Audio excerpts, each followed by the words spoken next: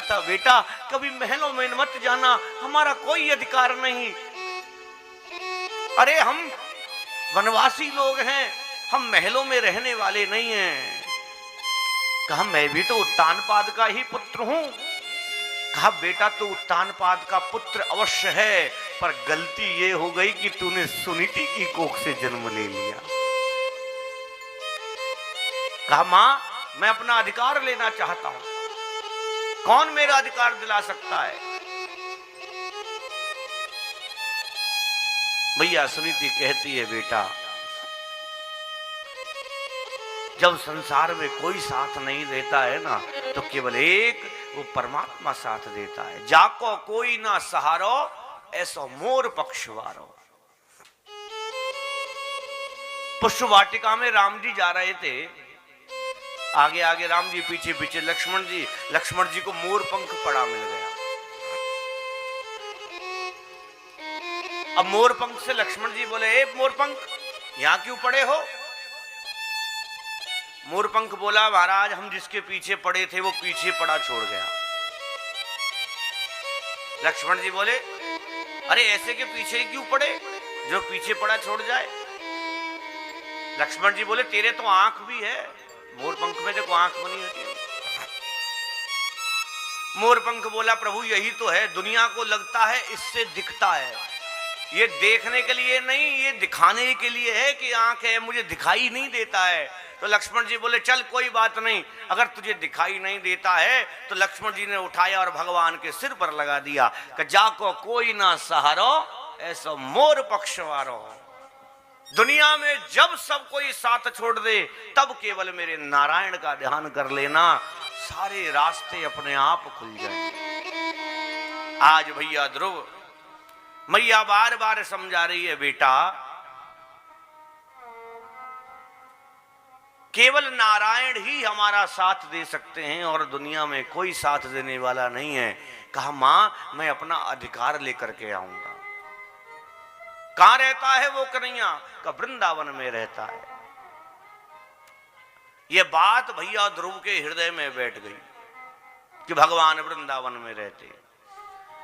रात्रि हुई, रात्रि में ही नींद नहीं आई, मैया को नींद लगी, उठ करके खड़े हो गए, चरणों को स्पर्श किया, निकल गए। घनघोर जंगल में चले जा रहे हैं। ऊपर से नारद जी जा रहे। नारद जी ने देखा, अहो तेजम क्षत्रियाणाम, इतना तेज बालक के अंदर कोई साधारण नहीं है। देखो बच्चे का तेज सब कुछ बता देता है। और ये तेज मिलता कहां से है? ये तेज मिलता है मां के गर्भ से।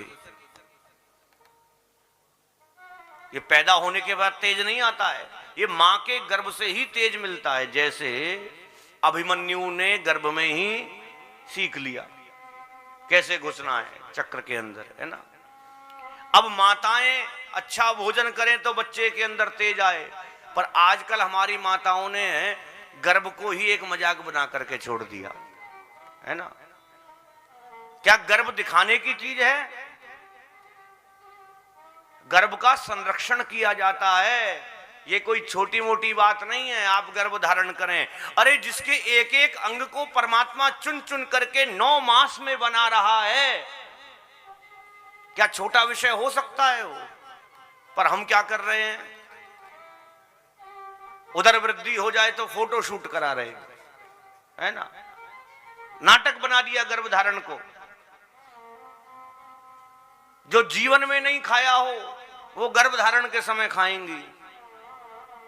तीखा उल्टा सीधा जो जैसा, गर्भ जब धारण किया जाए तो सात्विक भोजन होना चाहिए, जिससे के प्रभाव से बच्चे के अंदर सद्गुण पैदा हो।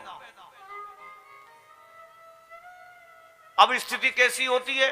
पहले हमारी जो बुजुर्ग माताएं थीं पूरे दिन चक्की चलाती थी, आटा पीसती थी, घर का काम करती थी, पानी लेकर के आई, गाय का काम किया, सब काम किया। इतने के बाद भी सास के 100 बातें और सुन करके बेचारी, उनका समय में जब प्रसव होता था तो पता ही नहीं लगता था, गांव में बच्चे हो गए, है ना।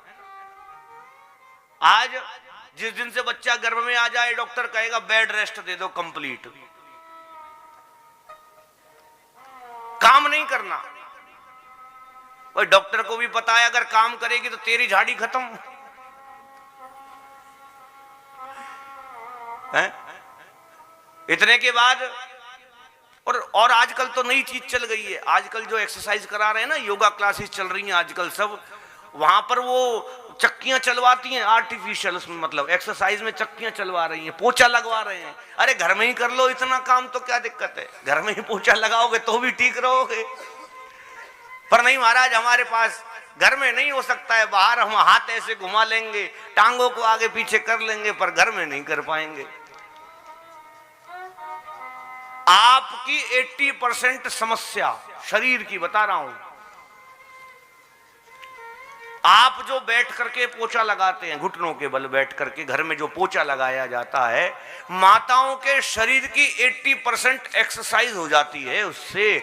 ना आपको थायराइड होगा, ना आपको साइटिका होगी, ना डिस्क की प्रॉब्लम होगी। क्यों? क्योंकि उसमें पूरी बॉडी का मूवमेंट इतना है कि आप पूरे दिन एक्सरसाइज करोगे, वो 1 घंटे में इतनी हो जाएगी। अब इतने के बाद, अब गर्भ जब धारण किया, डॉक्टर ने बोल दिया बेड रेस्ट। इतने के बाद भी क्या होगा? खून की कमी होगी,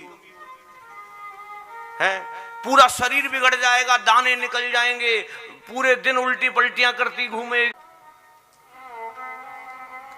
महाराज ध्रुव तेज देख करके नारद जी को लगा बड़ा दिव्य बालक है। पूछा कौन हो बेटा? कहा मैं उत्तानपाद का पुत्र हूं। बेटा कहां जा रहा है इतनी रात में? कहा मैं वृंदावन जा रहा हूं बिहारी जी से मिलने। कहा इतनी दूर कैसे जाएगा तू? कहा मुझे जाना है, मुझे अपना अधिकार लेकर के आना है उनसे। भगवान नारद जी बोले देखो नारद जी ऐसे गुरु हैं, या तो चेला बनाते नहीं, और चेला बनाए तो फिर उसका उद्धार किए बगैर छोड़ते नहीं। प्रहलाद को बनाया तो नरसिंह भगवान को मिला दिया, मैया पार्वती को बनाया तो भगवान शंकर दिला दिए। आज भैया ध्रुव को अपना चेला बनाने जा रहे हैं, परीक्षण कर रहे हैं चेला कमजोर तो नहीं है, बह तो नहीं जाएगा। बार बार कहा बेटा घर चला जा, घर चला। नहीं गुरुदेव, जाऊंगा तो वृंदावन, अन्यथा घर नहीं जाने वाला। जब देखा कि चेले के अंदर गुण है, आज कहा देख बेटा तुझे कहीं जाने की आवश्यकता नहीं है। जीवन में संग मिलना भी भगवान की कृपा, बिनु हरि कृपा मिले नहीं संता। आज ध्रुव के ना जाने कौन से जन्म के पुण्य उदय हो गए, जो 5 वर्ष की अवस्था में ही सदगुरु मिल गए, और गुरु ने भी ऐसा ज्ञान दिया, कहा बेटा कहीं जाने की आवश्यकता नहीं, जिसको तू ढूंढ रहा है ना वो तुझे खुद ढूंढता चला है। चेला बना करके 12 अक्षर मंत्र का ध्यान करा दिया। अब मंत्र क्या है? हम लोगों ने मंत्रों को बड़ा बिगाड़ दिया। देखो ब्राह्मण को भी गायत्री मंत्र को हम सब लोग बोलते हैं, है ना, परंतु गायत्री मंत्र को बोलने का अधिकार ब्राह्मण को भी नहीं है।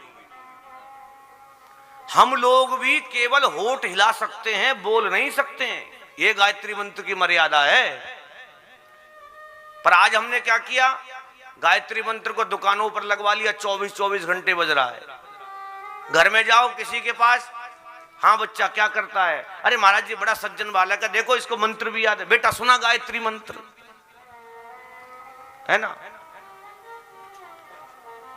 मंत्र को ब्राह्मण को भी होठ से लाने तक 12 अक्षर, गुरु मंत्र को, गायत्री को, इनको होठ से आगे नहीं लाना चाहिए। एक मंत्र है जिसका आप निरंतर ध्यान कर सकते हो, हरे राम राम राम हरे हरे, हरे कृष्ण कृष्ण कृष्ण हरे हरे। अब इस मंत्र का भी हमने सब गोल मटोल कर दिया, क्योंकि हम इस्कॉन के अनुयायी बन गए, बहुत लाखों करोड़ों संख्या में इस्कॉन के अनुयायी हैं।